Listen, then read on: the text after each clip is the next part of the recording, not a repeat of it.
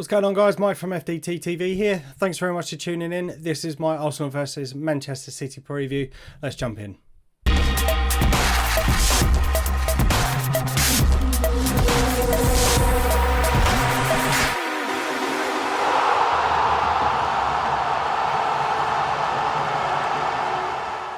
Here we go, guys. Thanks very much for tuning in. If you haven't already, please hit that like and subscribe button, getting that bit in early. Make sure you stay tuned for future content. So here we go. After an emphatic win over Leeds United in the Premier League, Arsenal return to action against Manchester City. 10th versus 1st. Manchester City currently sitting 10 points clear of the Premier League. Arsenal, as I mentioned, way down in 10th position. The form of the two clubs, Manchester United have won their last 5 games. We've been a little bit hit and miss with 2 wins, 2 losses and 1 draw. I don't really fancy our chances in this game. Manchester City, well, they did have a blip at the start of the season, but have gained an incredible momentum, and I think it's going to be really difficult for us to beat them. I'm not saying it's impossible. We have done it in the FA Cup, but in the Premier League or in the league, it's not been great. Just to put it into context, over the history of this fixture, Arsenal won 98 times, 45 draws and 59 losses. In the last 6 Premier League games, we have 0 wins, 0 draws and 6 losses. Doesn't make for good reading. But we have come out with some surprises this year. We have been a little bit inconsistent as of late. I'm hoping that we manage to pick up a bit of momentum and then we'll be able to march forward and start claiming some points up the table. We are currently sitting just below Spurs, and granted they do have a game in hand, but potentially this game could take us above them depending on how they get on in the next fixture as well, which will be nice. So I won't beat about the bush. Let's just jump into my team selection.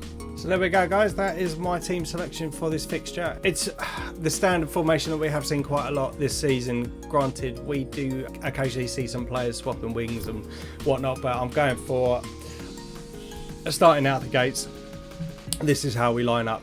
Bernd Leno in goal. I was kind of expecting Matt Ryan to play in the Europa League game, but we did see Bernd Leno take his position in between the sticks, and rightly so. He is our number 1 keeper. He has been outstanding this season, has made some crucial saves, so I can't swap out Bernd Leno going into the Premier League unless he gets injured between now and when we play Manchester City.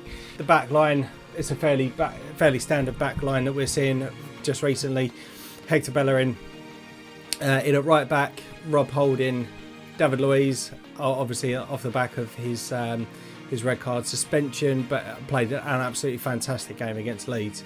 So for me, he keeps his starting place, and with his experience within the Premier League as well, I think it's going to be really crucial for him in the back line and his experience. Kieran Tierney coming off the back of another injury. I am throwing him in at the deep end on this one.